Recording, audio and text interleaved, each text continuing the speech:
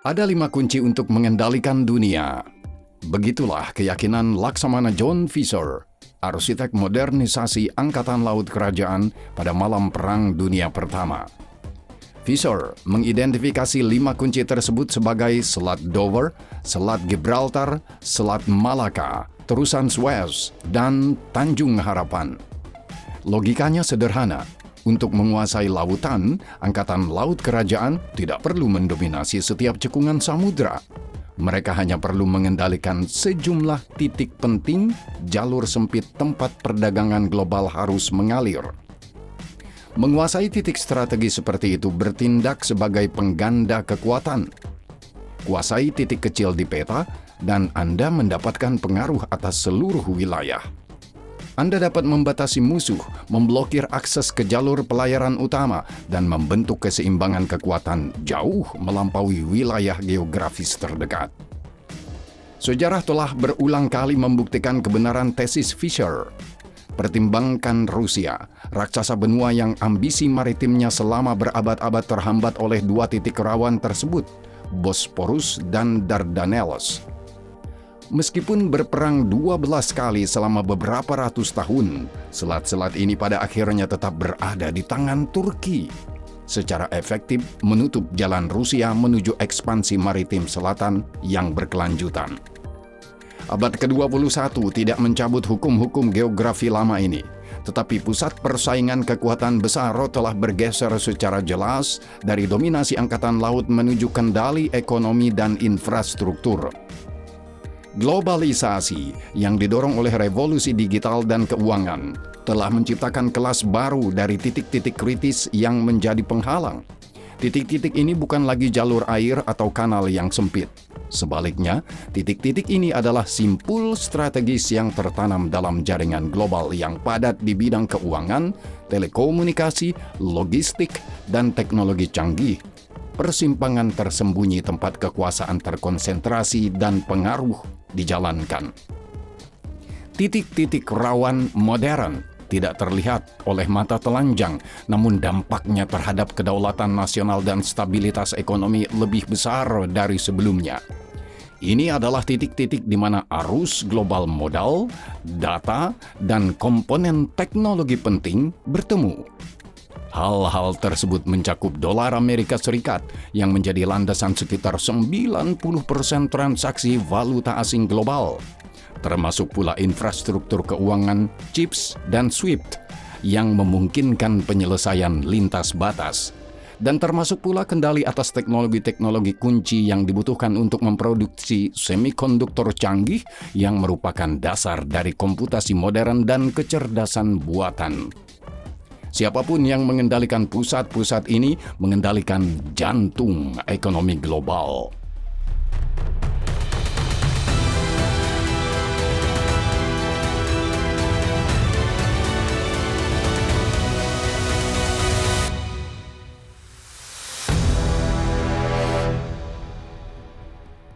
Bertentangan dengan narasi populer tahun 1990-an, keyakinan bahwa globalisasi dan internet akan mendesentralisasi kekuasaan dan mendemokratisasi hubungan internasional, kenyataan telah bergerak ke arah yang berlawanan. Alih-alih penyebaran, globalisasi telah menghasilkan konsentrasi yang belum pernah terjadi sebelumnya dari titik-titik penting dunia di tangan Amerika Serikat dan sekutunya. Hal ini memberi Washington tingkat kekuasaan yang hanya bisa diimpikan oleh Laksamana Fisher. Dengan satu tanda tangan presiden, Amerika Serikat dapat memutus akses Iran dari sistem keuangan global, membekukan cadangan bank sentral Rusia, atau menolak akses China ke teknologi-teknologi penting. Amerika memiliki apa yang secara efektif merupakan senjata nuklir ekonomi, dan seperti yang telah ditunjukkan beberapa tahun terakhir, Washington tidak ragu untuk menggunakannya. Lebih dari itu, Amerika secara sistematis menyempurnakan dan memperluas persenjataan ini. Namun, mengubah ekonomi global menjadi medan pertempuran membawa konsekuensi struktural yang mendalam. Hal ini semakin mengikis infrastruktur yang menjadi dasar kekuatan Amerika. Kita sekarang menyaksikan tahap awal dari sebuah proses di mana para pesaing Amerika Serikat, terutama Tiongkok dan Rusia, tetapi juga negara-negara di seluruh global selatan, berupaya keras untuk mengembangkan alternatif. Tujuan mereka bukan hanya untuk melewati titik-titik rawan yang dikendalikan Amerika Serikat, tetapi juga untuk membangun sistem ekonomi paralel dan terisolasi milik mereka sendiri.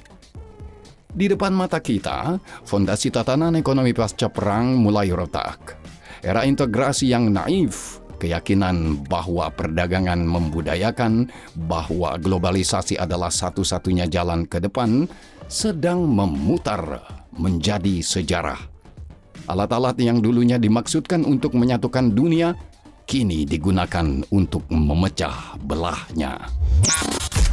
Perang-perang yang asal-usul, aturan, dan tujuannya dipetakan oleh Edward Wiesman dalam buku barunya Choke Points. Sebagai mantan pejabat Departemen Luar Negeri Amerika Serikat, Wiesman tidak menawarkan teori akademis, tetapi pandangan orang dalam yang langka tentang bagaimana raksasa Amerika beroperasi saat berjuang untuk mempertahankan hegemoninya. Sebagai salah satu arsitek sanksi terhadap Rusia, ia membawa kita ke dalam ruang pengambilan keputusan di Washington dan menunjukkan bagaimana Amerika Serikat secara sistematis mempersenjatai titik-titik kritis abad ke-21. Landasan sejati kekuatan Amerika di abad ke-21 bukanlah kapal induk atau hulu ledak nuklir, melainkan dolar Amerika Serikat. Perannya jauh melampaui sekadar mata uang nasional Amerika. Dolar berfungsi sebagai alat pembayaran dan perdagangan standar di dunia. Untuk memahami bagaimana hal ini bisa terjadi, kita perlu kembali ke konferensi Bretton Woods tahun 1944. Di sana, tatanan keuangan pasca perang diciptakan. Dolar menjadi mata uang acuan untuk transaksi internasional dan dipatok pada emas dengan nilai tetap $35 per ons. Sistem ini memberikan stabilitas yang dibutuhkan untuk rekonstruksi Eropa, tetapi juga mengaitkan kredibilitas Amerika Serikat dengan cadangan emas fisiknya. Ketika Presiden Richard Nixon mengakhiri konvertibilitas dolar emas pada tahun 1971 yang secara efektif meruntuhkan sistem Bretton Woods, peran global dolar tidak melemah, melainkan meluas. Kuncinya adalah sistem petrodolar yang lahir dari kesepakatan yang dinegosiasikan pada tahun 1974 antara Menteri Keuangan Amerika Serikat William Simon dan Arab Saudi. Sebagai imbalan atas jaminan keamanan Amerika dan pasokan senjata canggih, Riyadh berkomitmen untuk menetapkan harga penjualan minyak secara eksklusif dalam dolar Amerika Serikat. Hal ini menciptakan siklus modal tertutup. Negara manapun yang ingin membeli energi terlebih dahulu harus memperoleh dolar, dan surplus pendapatan yang disebut petrodolar kemudian diinvestasikan kembali ke dalam utang pemerintah Amerika Serikat, terutama obligasi Treasury. Hasilnya adalah permintaan global yang permanen dan struktural terhadap dolar yang secara efektif melindunginya dari fluktuasi kinerja ekonomi Amerika Serikat itu sendiri. Saat ini, dominasi dolar bahkan lebih luar biasa daripada selama Perang Dingin. Meskipun pangsa Amerika Serikat dalam PDB global telah turun menjadi sekitar 25%, dolar terlibat dalam hampir 90% dari semua transaksi valuta asing di pasar yang sekarang memproses lebih dari 7 triliun dolar per hari. Bahkan transaksi yang tampaknya tidak terkait dengan Amerika Serikat, kedelai Brasil yang dijual ke Cina, gandum Polandia yang dikirim ke Mesir, tetap berjalan melalui sistem keuangan Amerika. Dolar telah menjadi sangat penting bagi perdagangan global, seperti halnya oksigen. Namun, ketergantungan ini menciptakan titik hambatan modern yang dapat dengan mudah dimanfaatkan sebagai senjata di era perang ekonomi. Untuk memahami bagaimana dolar menjadi senjata, pertama-tama kita perlu meneliti bagaimana transaksi perdagangan internasional sebenarnya berjalan dan bagaimana sistem clearing global beroperasi. Sistem perbankan modern beroperasi berdasarkan sistem perbankan korespondensi. Misalnya, ketika sebuah kilang minyak di India membayar pemasok di Angola dengan dolar Amerika Serikat, mata uang standar untuk perdagangan internasional, transaksi tersebut tidak melibatkan uang tunai fisik. Uang berpindah sebagai entry elektronik pada rekening bank. Agar sebuah bank di Mumbai dapat mentransfer dolar ke bank di Luanda, pembayaran tersebut harus melalui infrastruktur clearing penerbit mata uang tersebut. Dalam kasus dolar, itu berarti sistem yang berbasis di Amerika Serikat seperti CHIPS atau Fedwire. Akibatnya, bahkan transaksi antara dua entitas yang sepenuhnya bukan Amerika pun untuk sepersekian detik masih bersentuhan dengan sistem keuangan Amerika Serikat. Kontak singkat itu menciptakan yurisdiksi hukum bagi pemerintah Amerika Serikat.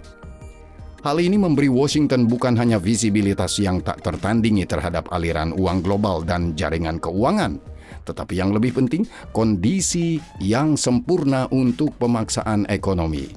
Kondisi yang telah terbukti dimanfaatkan oleh Amerika Serikat dengan sangat antusias.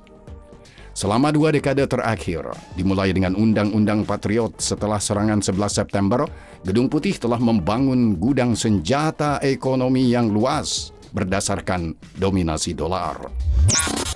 Senjata paling ampuh dalam persenjataan Departemen Keuangan Amerika Serikat adalah sanksi sekunder yang pertama kali diterapkan terhadap Iran. Sanksi tradisional seringkali tidak efektif karena negara ketiga secara rutin mengabaikannya dan terus berdagang dengan pelaku yang dikenai sanksi. Sanksi sekunder memecahkan masalah tersebut. Ciri khas mereka adalah jangkauan ekstrateritorial. Mereka melarang bisnis dengan entitas yang dikenai sanksi, seperti perusahaan Iran, tidak hanya untuk perusahaan Amerika, tetapi juga untuk entitas asing manapun yang menggunakan dolar atau bergantung pada infrastruktur keuangan Amerika Serikat. Sanksi atas pelanggaran adalah pengucilan dari sistem clearing Amerika Serikat bagi sebagian besar bank. Ini merupakan hukuman mati secara finansial. Kekuatan sanksi sekunder paling baik diilustrasikan oleh kasus Instex. Setelah Amerika Serikat menarik diri dari kesepakatan nuklir Iran pada tahun 2018, Uni Eropa berupaya mempertahankan kontrak-kontrak menguntungkan yang diperoleh perusahaan-perusahaan Eropa di Iran. Untuk menghindari tekanan Amerika Serikat, Eropa mendirikan Instex, sebuah mekanisme yang dirancang untuk memfasilitasi perdagangan dengan Teheran di luar sistem SWIFT dan menyelesaikan transaksi dalam euro. Namun para bankir di Paris, Frankfurt, dan London segera menyimpulkan bahwa keuntungan dari perdagangan dengan Iran terlalu kecil untuk membenarkan konfrontasi dengan Departemen Keuangan Amerika Serikat dan potensi kehilangan akses ke dolar. Hasilnya, selama 4 tahun beroperasi, Instex hanya memproses 1 transaksi, pembelian obat-obatan yang memang sudah dikecualikan dari sanksi Amerika Serikat. Pada tahun 2023, Instex ditutup. Pada kenyataannya, perusahaan-perusahaan Eropa kehilangan kontrak dengan Iran senilai lebih dari 40 miliar euro yang dikorbankan di bawah tekanan langsung dari Washington. Instrumen tekanan Amerika tidak selalu setegas sanksi sekunder. Terkadang Washington mengandalkan instrumen yang lebih halus, tetapi sama berbahayanya. Contoh utamanya adalah sanksi sektoral yang dikenakan pada Rusia setelah aneksasi Crimea pada tahun 2014. Bukannya memutus akses perusahaan-perusahaan Rusia ke dolar sepenuhnya, sanksi sektoral membatasi akses Moskow ke layanan-layanan penting tertentu. Yang paling penting, sanksi tersebut melarang pemberian pembiayaan jangka panjang baru kepada entitas-entitas Rusia dengan jangka waktu jatuh tempo melebihi 30 hari dan dalam beberapa kasus 90 hari. Ini adalah serangan yang sangat tepat sasaran.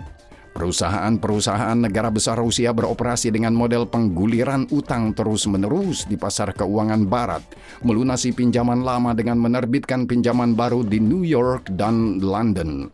Sanksi sektoral memutus akses ke modal murah ini dan memaksa Moskow untuk menguras cadangan devisa negaranya sendiri. Dalam beberapa tahun terakhir, seiring meningkatnya persaingan antara Amerika Serikat dan Tiongkok, Pusat gravitasi dalam perang ekonomi telah bergeser secara bertahap dari sektor keuangan ke sektor teknologi. Dan disinilah Amerika Serikat mengendalikan titik-titik kunci yang penting. Industri semikonduktor menawarkan contoh yang sangat tepat. Meskipun mesin litografi tercanggih di dunia yang sangat penting untuk produksi chip dibangun oleh perusahaan Belanda ASML dan manufaktur itu sendiri sebagian besar berlangsung di TSMC Taiwan, prosesnya masih bergantung pada komponen penting dari Amerika. Perangkat lunak yang digunakan untuk mendesain sirkuit terpadu yang disebut alat ADA dimonopoli oleh dua perusahaan Amerika Serikat, Cadence dan Synopsys. Terlebih lagi, bahkan mesin-mesin ASML pun dipenuhi dengan komponen buatan Amerika. Dengan memanfaatkan arsitektur rantai pasokan yang unik ini, Departemen Perdagangan Amerika Serikat menerapkan aturan produk langsung asing atau Foreign Direct Product Rule, FDPR, sebuah peraturan yang secara dramatis memperluas yurisdiksi Amerika. Berdasarkan FDPR, setiap produk yang diproduksi dimanapun di dunia berada di bawah kendali Amerika Serikat jika produksinya melibatkan bahkan satu elemen teknologi atau perangkat lunak Amerika. Karena perangkat lunak Cadence dan Synopsys merupakan standar industri, FDPR secara efektif memberikan hak veto kepada Washington atas ekspor semikonduktor canggih ke Tiongkok, bahkan ketika chip tersebut diproduksi bukan di Amerika Serikat, melainkan di Taiwan. Yang terpenting, penggunaan FDPR oleh Amerika Serikat telah meningkat pesat. Pada tahun 2020, peraturan ini hanya diterapkan pada satu perusahaan, Huawei. Pada tahun 2022, peraturan ini telah diperluas ke seluruh sektor ekonomi Rusia dan Belarusia. Di era persaingan teknologi yang semakin ketat, FDPR telah menjadi senjata ampuh, semacam tirai besi baru yang digunakan untuk memutus akses para pesaing Amerika dari teknologi-teknologi kunci abad ke-21. Persenjataan ekonomi Amerika Serikat memiliki daya hancur yang sangat besar dan dapat menimbulkan kerusakan nyata pada perekonomian musuh-musuh Amerika Serikat. Namun, ini bukanlah senjata ajaib yang mampu memenangkan setiap konfrontasi sendirian. Sejarah militer mengajarkan pelajaran yang konsisten. Setiap strategi ofensif baru pada akhirnya akan memicu strategi balasan defensif. Dinamika yang sama kini berlaku untuk perang ekonomi. Negara-negara yang menjadi sasaran tekanan Amerika Serikat sedang belajar bagaimana menghindari sanksi, menyesuaikan perekonomian mereka, dan membangun sistem alternatif yang meskipun kurang efisien, memungkinkan mereka untuk bertahan dalam konfrontasi dengan Washington. Medan uji coba paling awal untuk strategi ini adalah Iran, pasien nol dari perang ekonomi modern. Antara tahun 2012 dan 2015, tekanan terkoordinasi dari Amerika Serikat dan Uni Eropa yang memutus akses Teheran ke SWIFT dan pasar minyak global melumpuhkan ekonomi Iran dan memaksa Republik Islam tersebut untuk menandatangani perjanjian nuklir JCPOA. Namun ketika Presiden Trump menarik diri dari kesepakatan itu pada tahun 2018 dan meluncurkan kampanye baru untuk menghancurkan Iran secara ekonomi, upaya tersebut gagal total. Ya, ekonomi Iran terpukul. Krisis mata uang meletus. Gelombang protes anti pemerintah pun menyusul. Tetapi Teheran tidak menyerah. Sebaliknya, Iran sebagian menghindari sanksi dan saat ini mengekspor minyak pada tingkat rekor, sekitar 2 juta barel per hari. Bagaimana itu mungkin? Pertama, Iran mengubah pelanggannya. Setelah menerima kehilangan pembeli dari Eropa, Teheran kini hampir secara eksklusif menjual ke China, namun bukan ke perusahaan-perusahaan besar milik negara seperti Sinopec yang memiliki eksposur global dan takut akan sanksi sekunder. Pembelian justru dilakukan ke apa yang disebut kilang teh. Ratusan pabrik kecil dan independen yang sebagian besar terkonsentrasi di Provinsi Shandong. Perusahaan-perusahaan ini tidak memiliki aset di luar negeri, tidak menggunakan sistem keuangan Amerika Serikat, dan beroperasi sepenuhnya di pasar domestik Tiongkok, sehingga secara efektif kebal terhadap jangkauan Departemen Keuangan Amerika Serikat. Mekanisme pembayaran juga sepenuhnya menghindari dolar.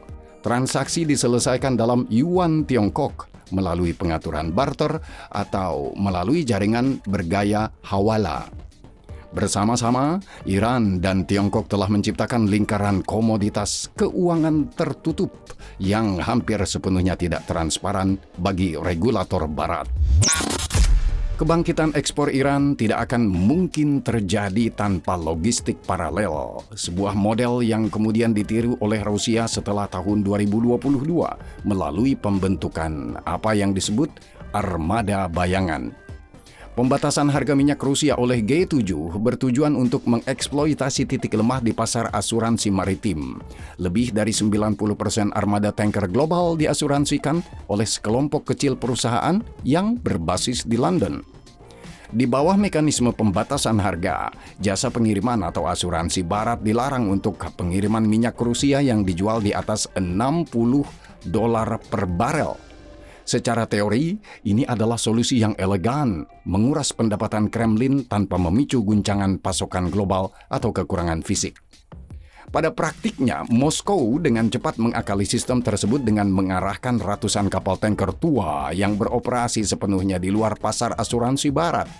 Kapal-kapal ini berlayar dengan transponder dimatikan, mengganti bendera, mengganti nama kapal, melakukan transfer antar kapal di laut lepas, dan bahkan mencampur minyak mentah Rusia dengan minyak dari sumber lain, semuanya untuk menyembunyikan asal sebenarnya.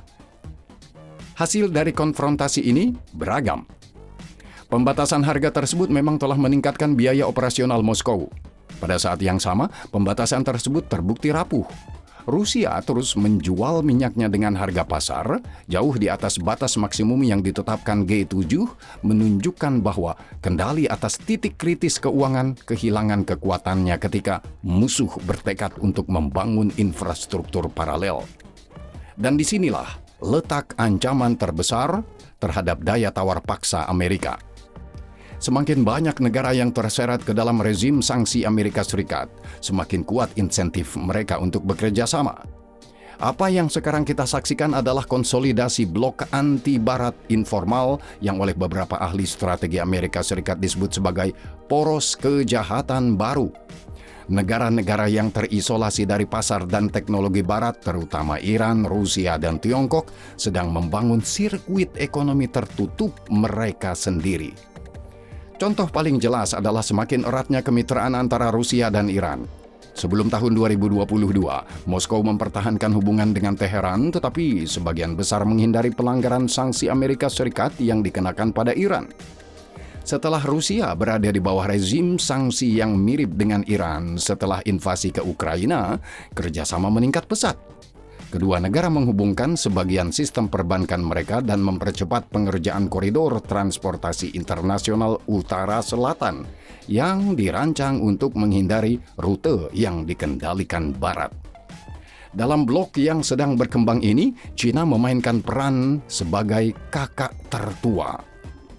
Ekspor Tiongkok ke Rusia melonjak, mengisi kekosongan yang ditinggalkan oleh perusahaan-perusahaan Barat. Beijing kini memasok segala sesuatu mulai dari mobil dan ponsel pintar hingga peralatan mesin, semikonduktor, dan komponen dwiguna yang penting bagi industri pertahanan Rusia.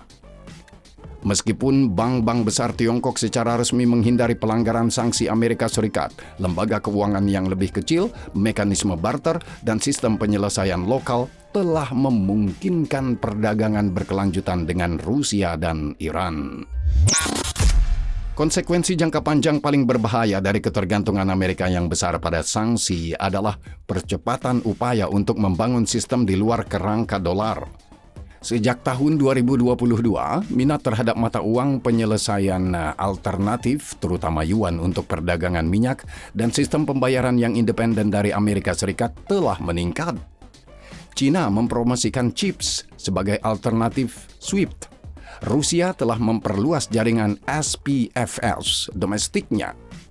Untuk saat ini, sistem-sistem ini hanya menangani sebagian kecil dari volume pembayaran global dan belum secara serius menantang dominasi dolar.